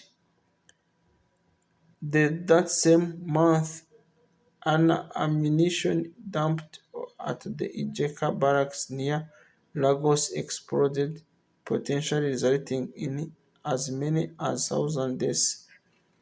Oba- Obasanjo visited immediately. Violent unrest had also continued in Lagos, and in February 2002, troops were sent into the city to restore stability. In April 2002, Obasanjo proposed legislation that would allow for the proscription of ethnic-based groups if they were deemed to promote violence, but the national executive rejected this as overreach of presidential power. Some public officials like the Speaker of House of Representatives and the President of Senate were involved in conflict with the President, who battled many impeachment attempts from both houses. Obasanjo managed to survive impeachment and was re-nominated. Post-presidency, 2007 to the present. Politics. He became chairman of PDP Board of Trustees, with control over nominations for governmental positions and even policy and strategy. As one of Western diplomats said, he intends to sit in passage seat, giving advice and ready to grab the Whilst in Nigeria goes off course, voluntarily resigned as the chairman board of trustees of the PDP in April 2012. Afterwards, he withdrew from political activities with PDP. In March 2008, Obasanjo was supposedly indicted by a committee of Nigerian parliament for awarding 2.2 billion worth of USD of energy contracts during his 8 years rule without due process. The report of this probe was never accepted by the whole Nigerian parliament due to the manipulation of the entire process by the leadership of the Power Probe Committee. It is now on any official record the Chief Obasanjo was indicted. In May 2014, Obasanjo wrote to the President Goodluck Jonathan requesting that he should mediate on behalf of the Nigerian government for the release of Chibok girls held by the Boko Haram militants. In 16 February 2015, he quits the ruling party and declared a PDP world leader to tear his membership card during a press conference. He was later to be known as a navigator of the newly formed opposition party, the APC. On 21st January 2018, he wrote serving President Muhammadu Buhari, highlighting his areas of weakness and advising him not to run for office in 2019. To date, all his letters to incumbent presidents have been preceded their downfall. On 31st January 2018, his political movement called Coalition for Nigerian Movement (CNM) was launched in Abuja. On 10th May 2018, the movement adopts a political party, African Democratic Congress (ADC), to realize its dream of a new Nigeria. On 20th November 2018, he officially announced his return to the main opposition party, People's Democratic Party (PDP), during a book launched My Transition Hour, written by former President Goodluck Jonathan. On 22nd January 2022, he declared that he has retired from partisan politics. He stated this after receiving national delegates of the People's Democratic Party in his residence in Utah, Ogun State, Nigeria. Diplomacy. Obasanjo was appointed special envoy by United States Secretary General Ban Ki-moon to the war-torn Democratic Republic of Congo. He held separate meetings with DRC President Joseph Kabila and Labour leader Laurent Nkunda. During the Zimbabwean election of July 2013, Obasanjo headed a delegation of African Union election observers. In 2022, Obasanjo mediated peace talks between Ethiopian group and the Tigray People's Liberation Front under the auspices of African Union, culminating in a ceasefire at Tigray War on November 2nd, 2022. Further education. In December 2017, Obasanjo defended his PhD thesis at the National Open University of Nigeria. He now holds a PhD in theology. That was about 2 years after he completed his master's degree in the same course. Political ideology. Ideologically, Obasanjo was a Nigerian nationalist. He was committed to a form of Nigerian patriotism and the belief that Nigeria should be retained as a single national state rather than being broken up among ethnic lines. In 2001, he stated that his long-term goal was the nullification of all forms of identification except Nigerian citizenship. He argued that dismantling Nigeria along ethnic lines would result in ethnic cleansing and revolution that had been seen during the Yugoslav wars of 1990s. Irife argued that Obasanjo's Nigerian nationalism was impacted both by his detachment from Yoruba elite and by his time in the army, where he worked alongside soldiers from a broad range of ethnic backgrounds. Leaf noted that an emphasis on concession politics was a guiding principle throughout Obasanjo's career. While in power during the 1970s, Obasanjo expressed criticism of institutionalized opposition to the government. In his view, this was profoundly incongruent with most African political culture and practice. Instead of constantly opposing the government, he believed that opposition parties should instead offer constructive criticism, and that politicians should pursue a search for consistency rather than engaging in constant competition.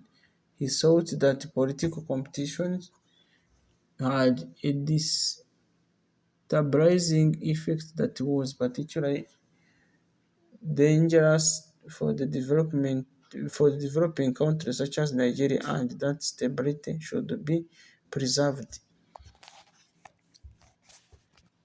Personal life. Obasanjo lived in a polygamous lifestyle. Obasanjo married his first wife, Oluremi Akinulao, in London in 1963. He gave birth to his first child, Iyabo, in 1967.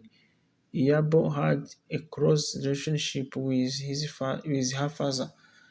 Oluremi was unhappy that Obasanjo maintained the relationship with other women and alleged that he beat her.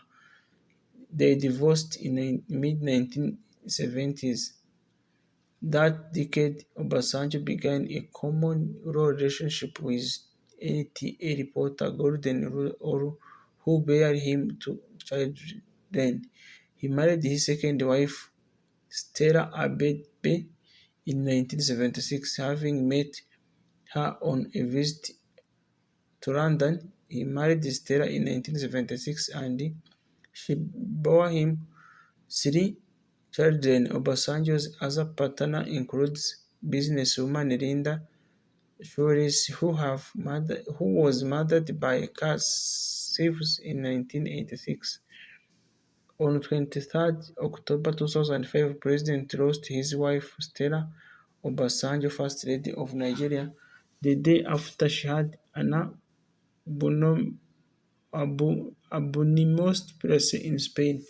In 2009, the doctor known as AM was sentenced to 1 year in jail for negligence in Spain and ordered to pay restitution to her son of about £176,000 USD. He was regularly private about his relationship with these women. Some of his children were less resentful that he gave them no special privileges and treated them rather poorly. One of his sons, Adebayo Obasanjo, is a brigadier general in Nigerian Army.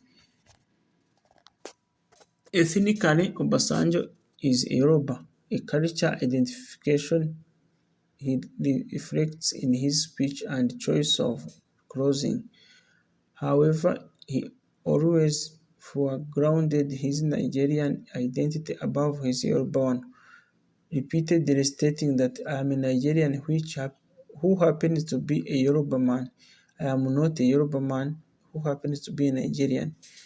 Throughout his life, he expressed a preference for rural over urban life. He has been a lifelong teetotaler, He has been characterized as having a sense of discipline and duty, and emphasizes what he saw as important of leadership. He was meticulous at planning, and Ife called him as instinctively cautious man. Obasanjo always emphasizes on the importance of deferring to seniority, a value he had earned in childhood. Ife described Obasanjo as a man with great physical and intellectual energy, who exercised power with skills and ruthlessness, sometimes unscrupulously but seldom cruelly. Dafe similarly stated that although Obasanjo could appear boorish and dull, he had a sharply perspective mind and the capacity to be tough and ruthless. He had, according to Referee, a remarkable capacity for work. He was cautious with money, living modestly and keeping financial security by investing in property. He is soft speaking. In his 60s, Obasanjo would regularly work 18 to 20 hours a days 18 to 20 hours days, getting very little sleep. He would start each day with prayers. Obasanjo suffers from diabetes and high blood pressure. He enjoyed playing squash. Obasanjo's writing after his imprisonment reflected his commitment to the biblical literalism. He called the Darwinian theory of evolution a debasing, devaluing, and dehumanizing idea. After his release from prison, his writings placed far less emphasis on traditional culture as a guide to morality, calling on fellow Nigerians to reject much of their pre-Christian way of life. Reef noted that Obasanjo born again Christianity was strikingly orthodox and was aligned with Orthodox Pentecostal teaching. He rejected the prosperity gospel that was taught by the Pentecostalists in Nigeria. Providentialism also became a key part of his worldview after his imprisonment. In addition to a variety of chieftain titles, Chief Obasanjo is a holder of a title of the Orori Omo Iru of Ibom-Olaogun.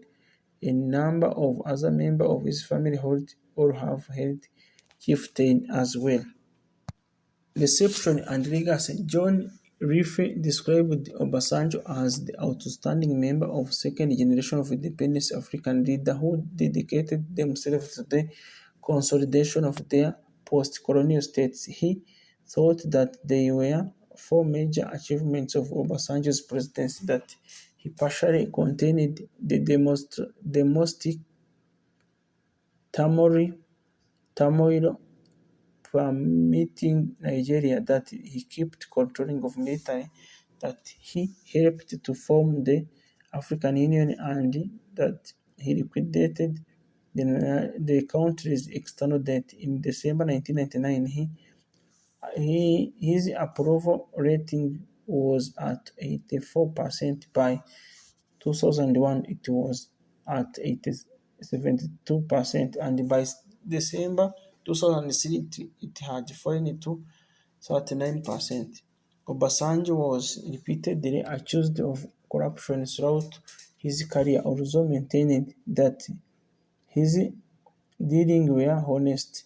Obasanjo's critics believed that after his imprisonment in the 1990s, he increasingly perceived himself as messianic figure, having lost his humility and become increasingly committed to the belief that it was his God's commanded this dignity to rule Nigeria. Obasanjo's critics believed that he had been corrupted by power and that, particularly during his second term in office, he became driven by the idea of infinitely retained power for himself. During his first term as head of state, he earned some enmity from fellow Yoruba, who believed that he should have done more to advance the interests of his own ethnic group in government. After his imprisonment, Obasanjo claimed that criticism only served to confirm the rightness of my cause and demonstrated his critics' depravity is a foreign and perverted world. Let's end by books by Olusegun Obasanjo. My Watch Volume 1, Early Life and Military. My Watch Volume 2, Political and Public Affairs. My Watch 3, Now and Then. My Command, Zego, The Animal Called Man, A New Dawn, The Tabu Mbeki I Know, African Through the Eyes of a Patriot, Making Africa Work, a Handbook, Forge a Compact in US-African Relations, The Fifth David M. Abshir Endowed Lecture, 15th December 1987, African in Perspective, Letter to Change the World from Pankhurst to O. Not My Will, Democracy Works, Rewired Political to African Adventure, My Watch, Challenges of Leadership in Africa, War, Woods, Development Costs of Conflict in Southern Sudan, Guides to Effective Prayer, Challenges of Agricultural Production and Food Safety in Africa, Addressing Africa's Youth Empowerment and Food Security Crisis, The Role of African Agriculture in Job Creation, Dust Suspended, A Memory of Colonial Overseas and Democratic Service Life, 1953 to 1986, L'Afrique en Marche, In Manuel pour Economy, Africa's Critical Choice, A Call for Pan-African Roadmap.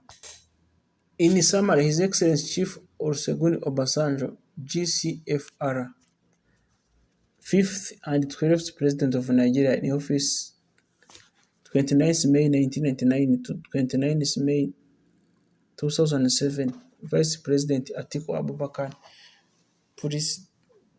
preceded by Abubakar, succeeded by Musa Yar'Adua, in office 13th February 1970, 1st October 1979. As military head of state of Nigeria, Chief of Staff Shehu Musa Yar'Adua, preceded by Murtala Muhammed, succeeded by Shehu Shagari. Third Chief of Staff Supreme Headquarters, in office 29th July 1975 to 13th February 1976, Head of State Murtala Muhammed, succeeded by Yar'Adua. Federal Minister of Defense, in office 1976 to 1979, Head of State himself, preceded by Bisara, succeeded by Yara Abubakar. Born Olusegun Okikiola and Aremu Obasanjo, 5th March 1939, age 86, Ibogun-Olaogun Ifo, Southern Region, British Nigeria. Now Ogun State, Nigeria. Political Party, People's Democratic Party. Spouse, Esther Oruremi, Stella Ebe Odenkule Mojisola. Children, Iyabo Obasanjo Bello, amongst others. Arimata, Mons Office Academy School, Royal College of Defense Studies, National Open University of Nigeria, PhD. Allegiances: Nigeria, Branch Service, Nigerian Army, year 1958 to 1979, rank Full General. Wars: Congo Crisis, Nigerian Civil War. Thank you very much for being with us. Today we have focused about Olusegun Obasanjo, one of the Nigerian presidents who ruled twice in different years. Thank you very much and see you in other upcoming videos.